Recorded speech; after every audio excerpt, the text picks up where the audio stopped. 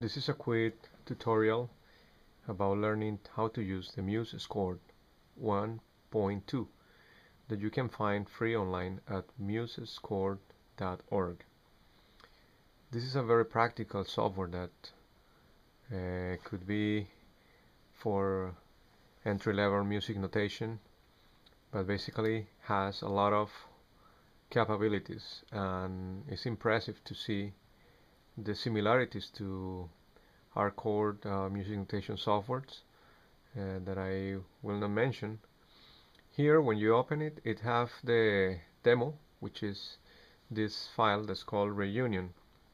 If you select any note, it should play in your keyboard, or in your computer without any problem.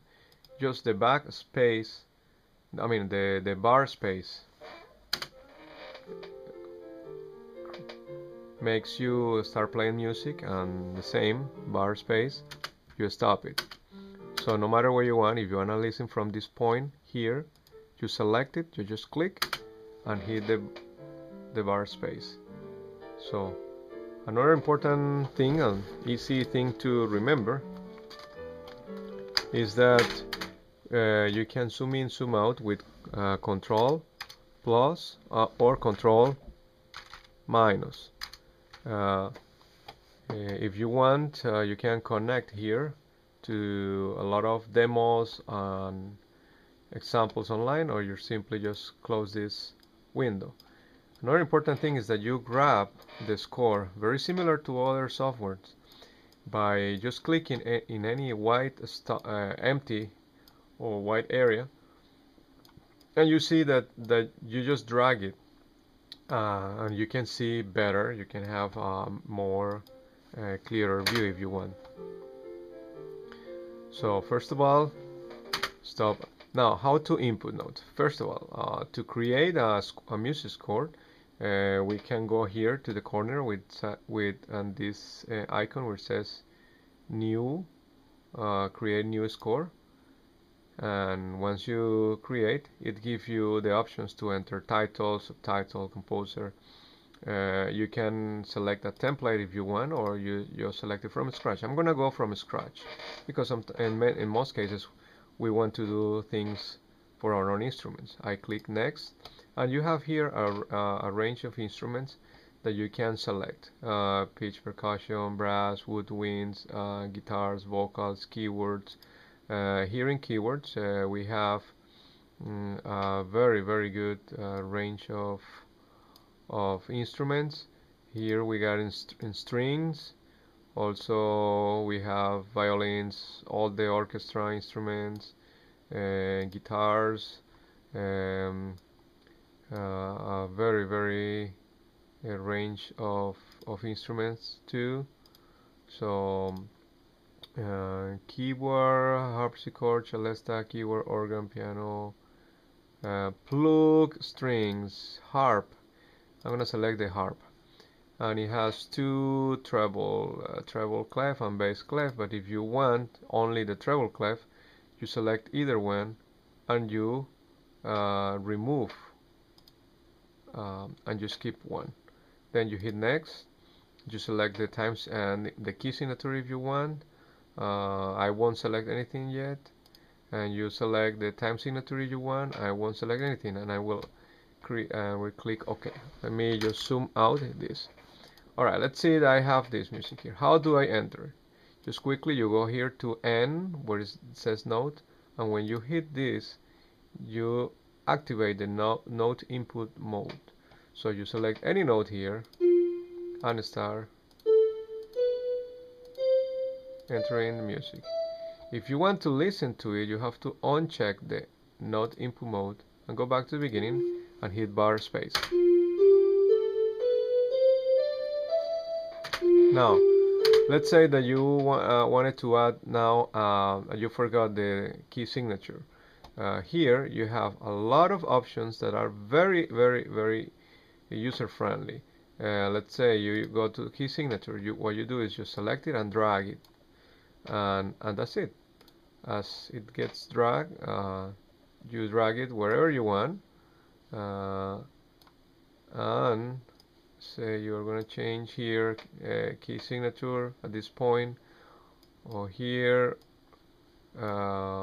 If you don't want it, you just select it, and when it becomes blue, it's deleted. It's very similar to others professional softwares, and those don't have really major issues.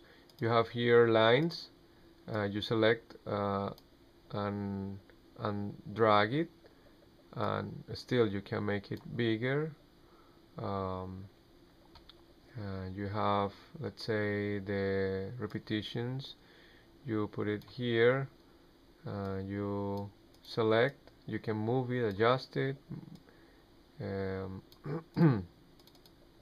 Double click, and you create it longer. Double click, or simply nothing. Everything is selected as you select the note.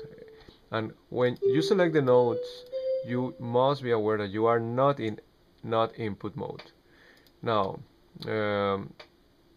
basically that's the beginning. As you continue doing your input on your notes, if you need to delete something, just select it and hit delete, and it's going to be deleted automatically.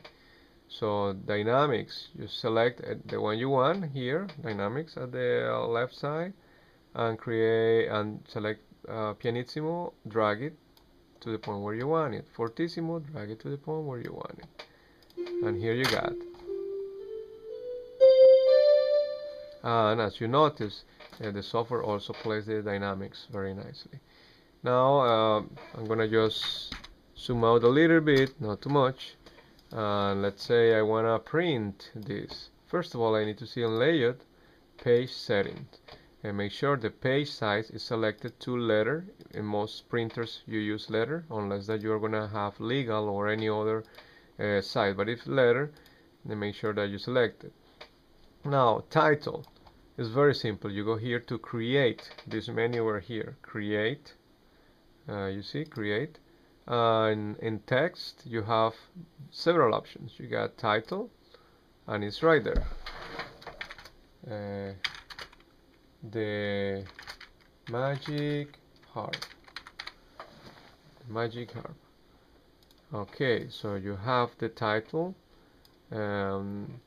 If you want to create, let's say here in text again, composer, text, select composer or arranger, is right here. Hold on, let me go back. Text, text, composer, yes, right there. By an anonymous person. So you have here now I'm gonna zoom in a little bit. Yeah, the magic harp, and you create that. So you see, and again you select the note and you try bar space. So here we go. That's pretty much how you work with everything. Now let's try to print. I haven't printed anything yet on this, but I suppose that you just print. I'm gonna select page 1, of course. Let's see how it goes. Let's see how it goes. This is a very intuitive software that actually, if you want to edit anything, you just double click and make the corrections if you want. You see, now this is the printed page. The magic harp looks very nice, very neat, and is actually ready to go.